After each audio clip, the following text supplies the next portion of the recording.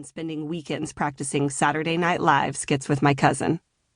After taking an ROTC elective class in high school, I entertained the thought of becoming a sniper, but was accepted into Oregon State University with the more realistic goal of studying architecture.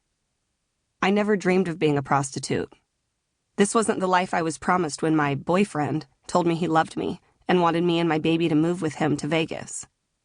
As an only child growing up in the 80s, I'd been taught stranger danger, but I was never taught how to tell whether you were dating a con artist or how to tell when you were being brainwashed. No one explained how a pimp enforced his indoctrination through fear, sleep deprivation, or social ostracism when you didn't comply with his rules. Or, if you did, how you'd be rewarded with shopping sprees, new cars, and lavish vacations. No one mentioned the risks of federal prison, complex PTSD, and an addiction to money. Would Brandy talk? Would she snitch on our organized crime family, which the feds had charged with $4 million of tax evasion? What about the other wives? Would they talk? Would they sacrifice me? Would they tell on Kevin? I couldn't be certain, but what I did know was that being indicted for federal crimes was not the snake oil I had been sold.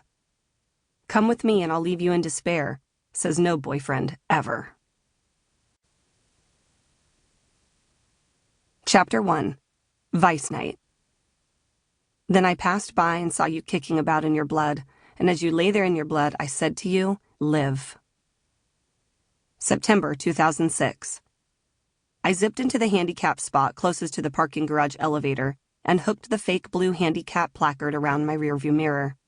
My brick red Christian Dior pumps and matching pencil skirt weren't ideal for the long-distance trek from the upper decks of the parking garage into the lobby of the Paris Las Vegas Hotel and Casino. Of all my working spots, this was far from my favorite one on the track. Though the Paris was better than the dingy, smoke-infested Tropicana, high-dollar clients stayed at the palatial suites of the Wynn, Venetian, or Bellagio. The Paris ranked about a 7 out of 10 on the Las Vegas working girl scale. An average trick in the Paris would probably spend around $500 on a call girl, but I had become accustomed to much higher-paying buyers. As I checked my makeup in the rearview mirror, my mind buzzed with stories of girls getting robbed late at night in garages. I puckered my lips, applied another layer of ruby rouge, and dialed the escort service. Maddie answered. "Hey, it's Kelby. I'm here," I said. Maddie's bubbly personality won over most of the customers at Girls to You, one among dozens of Vegas escort services. The most lucrative phone girls could hear money, but not Maddie.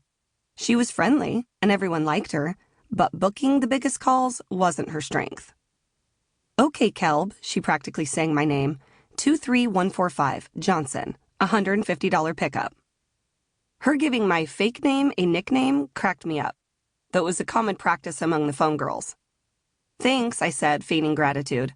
All of us, even the phone girls, wanted the biggest, best call of the night.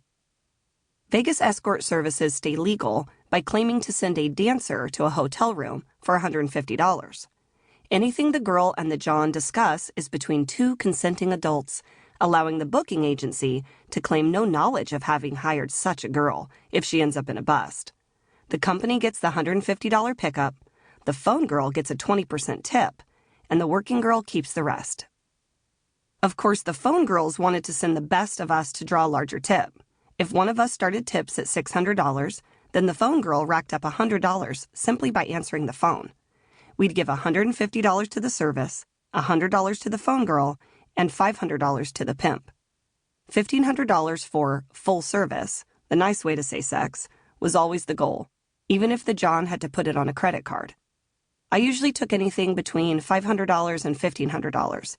I hated negotiating, but what I hated more was pissing off the buyer and risking getting hurt. When I stepped out of my air-conditioned car into the parking garage, a wall of heat hit me.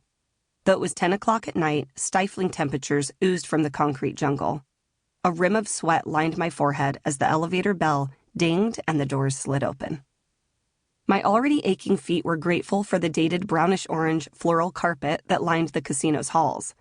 As I walked, I studied Toni Braxton's airbrushed cheekbones on the posters advertising the hotel's current shows, Rock and Roll Relived and Toni Braxton. An escalator swept me down another floor to the shopping area. Under a painted blue sky, Parisian-style street lamps held signs that